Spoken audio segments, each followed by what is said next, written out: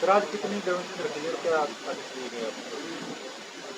कुल मिला के 17 लोगों की गिरफ्तारी चाहिए। 17 के 17 लोगों में 6 का मौके पे निपटान हुआ और 11 को अभी हमने पेंडिंग किया। कुछ को हमने कहा है कि इसको विद 3 डेज, कुछ को 15 डेज में इन ग्रीवेंसेस को फिनिश करे, समाप्त करे। और जैसे ही उसको सेटिस्फेक्शन लेटर वो देता है तो उसको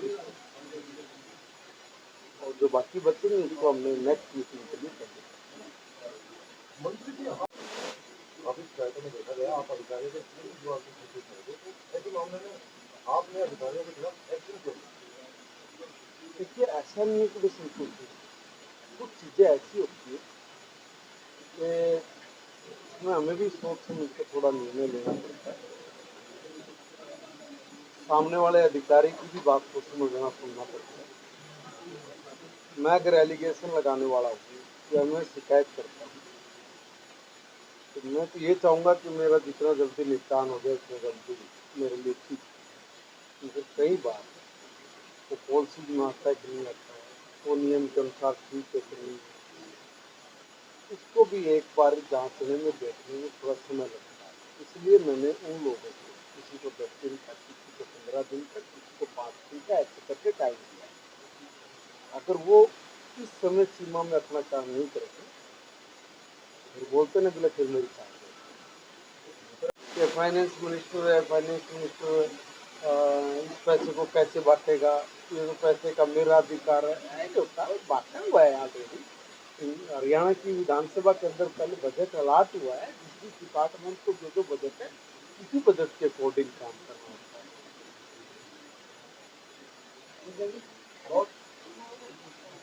आपने और तो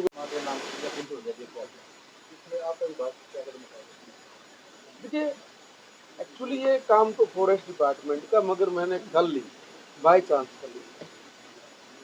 एक पेड़ माँ के नाम की शुरुआत हमने भी की और उसमें हमने पंचायत के लोगों को भी कहा है और पंचायत में हर सरपंच को मैं कल ही इस बारे में रिक्वेस्ट करने वाला हूँ कि हर सरपंच अपनी पंचायत में अपने मेंबरों के साथ एक एक पेड़ अपनी माँ के नाम। अगर एक गांव में 20 वार्ड है, अगर 20 पंचायत के मेंबर हैं, एक सरपंच 21 हुआ, कुछ टीचर्स को, कुछ एक्स सर्विसमैन को और कुछ जो जॉब में लगे हुए लोग और कुछ जागरूक बच्चे हमारे, अगर ये एक बार ठान ले कि आने वाली जिंदगी हमारी, अगर हमें उसको सुरक्षित करना है तो दो चीज़ों पे हमको फोकस करना पड़ेगा, एक पानी के ऊपर, दूसरा पेड़ के ऊपर। और इसलिए आप एक एक पेड़ जरूर लगाएं। और अच्छी बात ये है कि उसको भावनात्मक रूप से जोड़ने के लिए देश के प्रधानमंत्री ने आह्वान किया है। आदरणीय मोदी जी ने कहा था कि माँ के नाम पे पेड़ लगाएं। तो जब हम लोग माँ के नाम का पेड़ लगाएंगे तो सीधी बात है कि उसकी भावना, मेरी भावना उस पेड़ के साथ जुड़ेगी, वो पेड़ ग्रोथ लेगा, पेड़ बढ़ेगा और पेड़ बढ़ेगा तो हमें जिंदगी देगा। इसलिए जिंदगी अगर हम लोगों को चाहिए, सांस हम लोगों को चाहिए तो हमें पेड़ लगाने ही पड़ेगा। और मैं हर पंचायत के अपने सदस्य से निवेदन करूंगा कि देखो भाई, आने वाला भविष्य हमारा सुरक्षित हो, आने वाले दिनों में हम लोगों को किसी भी तरह की शारीरिक और मानसिक परेशानी ना हो, इसके लिए बहुत जरूरी है कि हम लोग अपनी संपदा को बचा के रखें। अपनी संपदा में सबसे महत्वपूर्ण एक संपदा हमारे वृक्ष हैं, हमारे पेड़ हैं। अगर पेड़ को आप लोग सुरक्षित नहीं रखेंगे तो बहुत गंभीर परिणाम हम ही लोगों को भुगतने पड़ेंगे। इसलिए हम लोगों ने पढ़ी लिखी पंचायतें चूज की है। जो पढ़े लिखे बच्चे हमारे जो सारी चीज़ों में लोक प्रशासन में अपना सहयोग कर रहे हैं, तो सामाजिक दायित्व भी हमारा ही बनता है। इसलिए ये सामाजिक आंदोलन है कि पेड़ लगाकर हम लोग अपने आप को सुरक्षित रखें। ये हमारी सामाजिक और नैतिक जिम्मेवारी भी बनती है। आपके चैनल के माध्यम से मैं सबसे निवेदन करूंगा कि अपनी माँ के नाम पेड़ लगाते हुए अपनी प्रकृति को बचा के रखने की जो हमारी जिम्मेवारी है, हम उसको पूर्णतः निभाएं। चुनाव था, लोकसभा प्रदेश की पंचायतें थी, उसमें आपका वोट बैंक गिरा है, काफी गिरा है, 5 सीटें आई। अब जो विधानसभा का चुनाव होगा तो पंचायत के मुखिया कैसे कुछ कर पाएंगे? देखिए, एक बात मैं बताऊं, 2014 में हमारा वोट बैंक हुआ। 2014 से पहले तो हम लोगों को कोई गिनता ही नहीं। 2014 में सम्मानित प्रधानमंत्री नरेंद्र मोदी जी ने देश की जनता का विश्वास जीता और उस विश्वास के कारण हमारा वोट बैंक बढ़ा। 10 साल तक हम इसको कायम रखे। अभी भी कोई आदमी ये मुखालफते में रह के भारतीय जनता पार्टी ने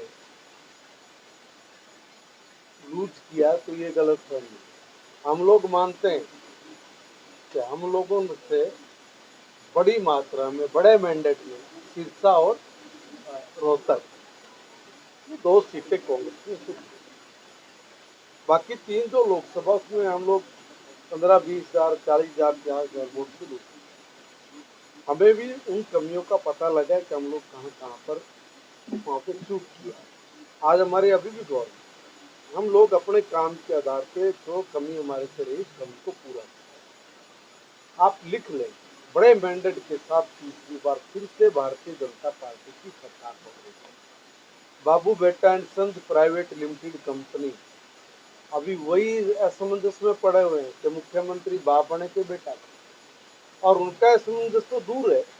उधर से नेत्री कह रही है कि आप चिंता मत करिए, बाबू बेटा को मैं कहीं नजदीक नहीं आने दूंगी। मुख्यमंत्री तो आप समझ गए कौन बनेगा। उधर से राष्ट्रीय नेता कह रहा है कि इन लोगों को सोनिया राहुल के दरबार में कोई पूछने वाला नहीं है, कड़ी मैं ही हूँ और इसलिए इनका किसी का नंबर नहीं है, मुख्यमंत्री तो मैं बनने वाला हूँ। मुंगेरी लाल के हसीन सपने देखने में कोई पैसा नहीं लगता, इसलिए सपने देखें, इस पर कोई टैक्स भी नहीं लगता। मगर इसका मतलब ये नहीं है कि ये सारी चीज़ें हकीकत में बदल जाएगी। हकीकत में भारतीय जनता पार्टी बहुत मजबूती के साथ आने वाले चुनाव की तैयारी के लिए कमर कसकर मैदान में उतर गई है। हम लोग मैदान में उतर गए हैं। वो लोग ऐसे रथ के घोड़े हैं जो उस रथ को कांग्रेस के चारों तरफ से खींच रहे, तोड़ ही रहे, टूट टूट के वो इधर उधर भी जा रहे हैं। और मैं बता रहा हूँ, जैसे ही चुनाव के दिन नजदीक आते जाएंगे, ऐसे ही कांग्रेस बिल्कुल साफ हो चुकी है। मंत्री ये बात